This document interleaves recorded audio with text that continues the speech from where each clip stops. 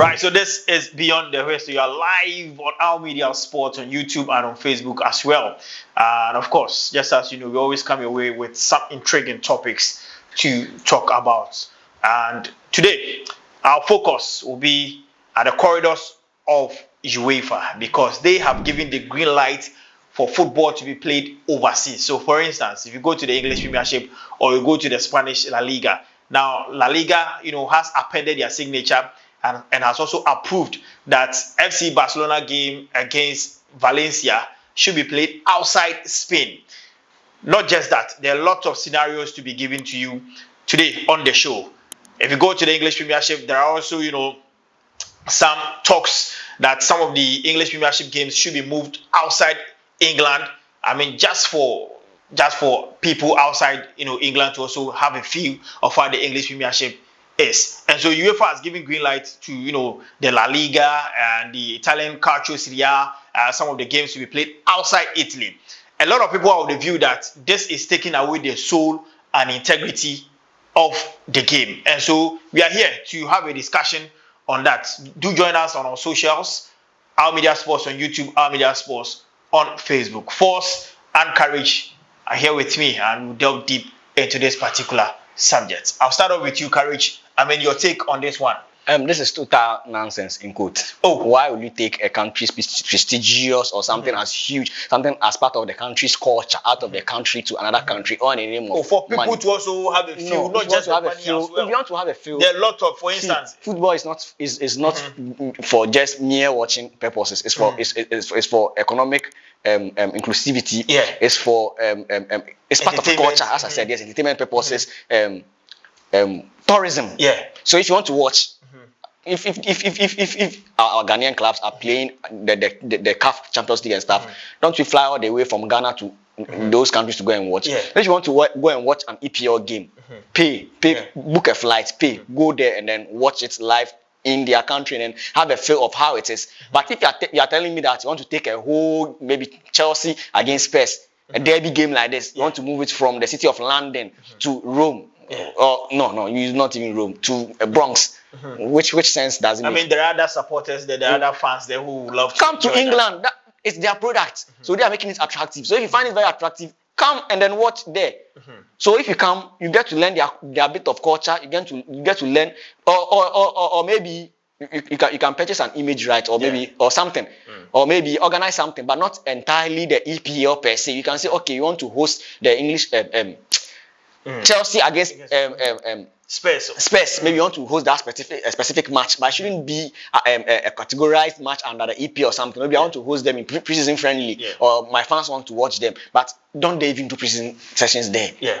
So why would you want to deprive a whole country or community? No, these teams are traditional teams. These teams are not one-man team or something. So if you take the game out of that particular country, we are depriving young kids and then people or stakeholders from.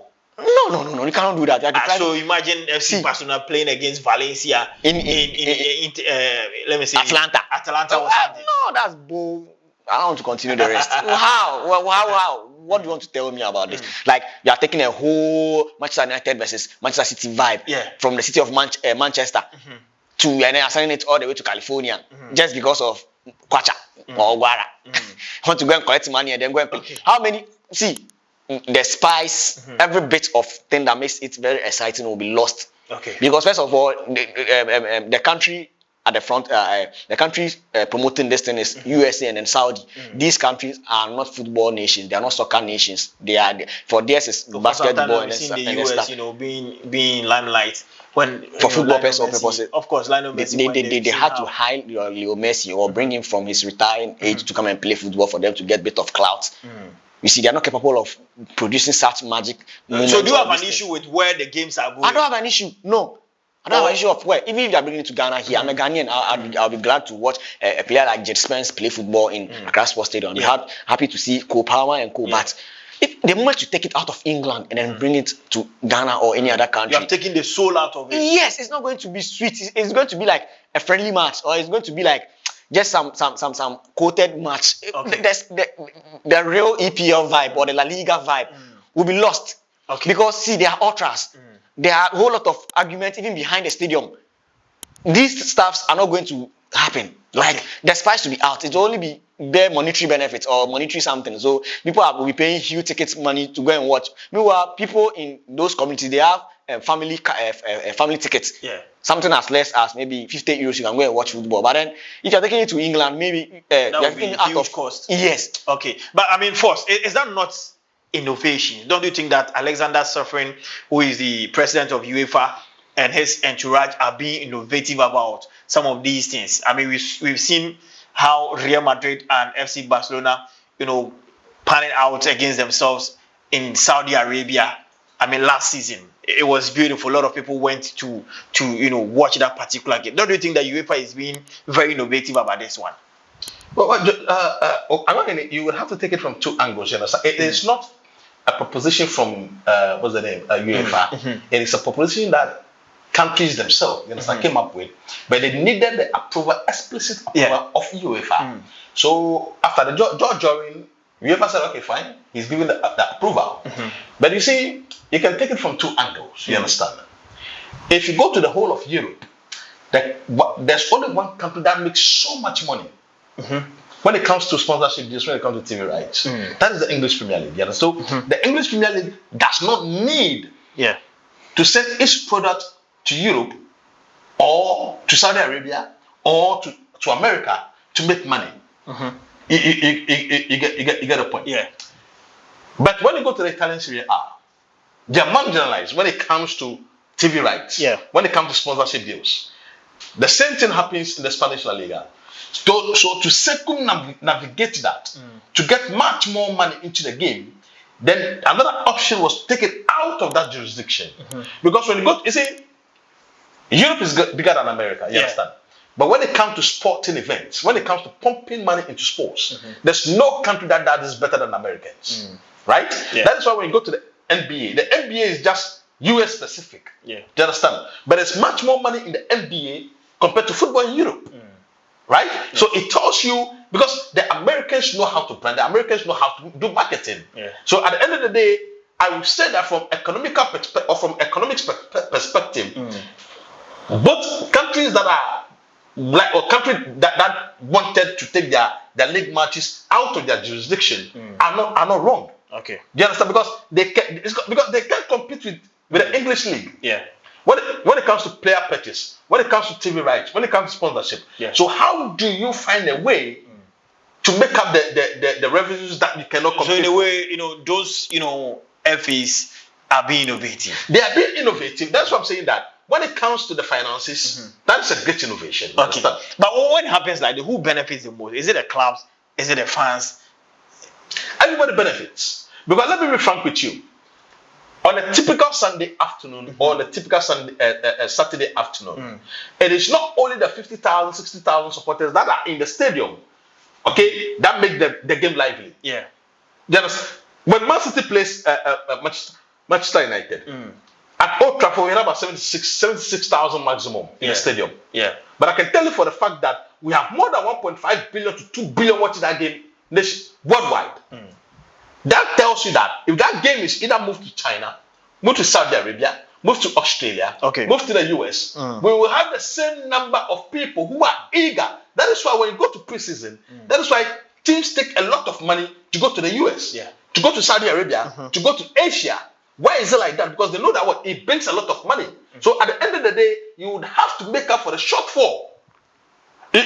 You got a point. So from that tangent, that is proper innovation. Okay. But on the tangent on player welfare, then we can also make another argument. Okay. That it takes a toll on the players. But don't forget, they are taking a load of money. You see, you can't be paid £500,000 a week, and then you complain about minutes that you are playing. That 500,000. What is the average salary in the UK?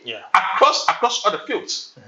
You get the point. So at the end of the day, they are being paid a fortune. They are being paid a massive amount of money. So for the players to complain that the workload on them is too much, to me, is absurd. The absurdity of them complaining is to me absurd again. Because see, the average salary in the EPL is like 45 to 50,000 pounds. So you no, I'm coming a week. Just a week.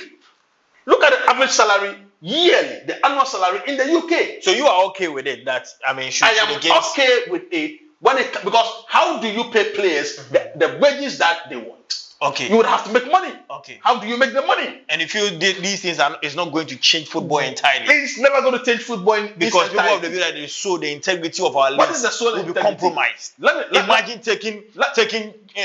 Chelsea playing, let's say, Nottingham Forest or Manchester United outside England. Is that not going to be a match of convenience? The stadium will be full, and TV rights will extrapolate. Do you know the reason why?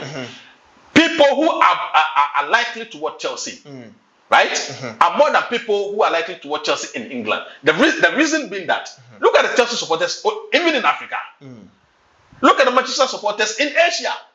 Look at the City supporters in North America. Do you understand? So you are for? I am for. Okay. Courage, I mean, for.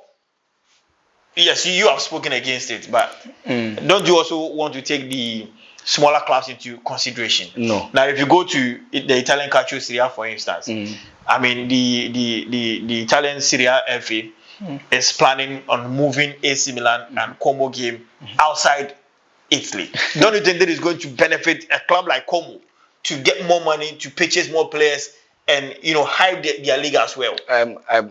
As far as I know or updated I am, I've never heard or seen anywhere that any of these clubs in European top 5 teams are struggling to pay their players or struggling to make financial ends meet. They are all right. They are okay.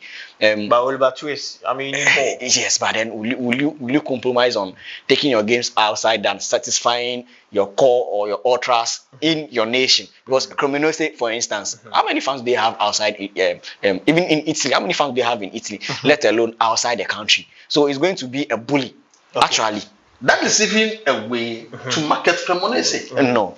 Because Cremonese you don't need to be. Cremonese is not only in Italy, isn't it? You don't need to be. So imagine if Cremonese goes to play AC Milan in Atalanta.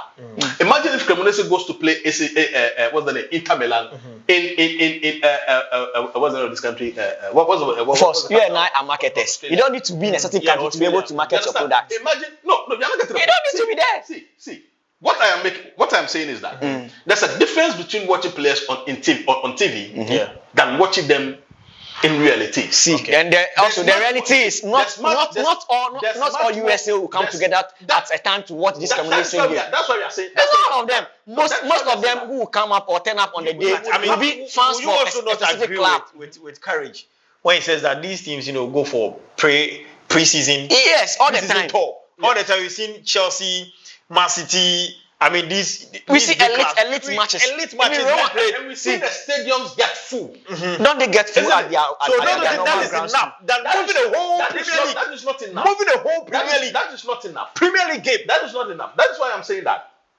What is your financial strength? The APL is not moving their matches because they've got the muscle they need. You understand? The Italian Serie A does not. I can tell you for a fact.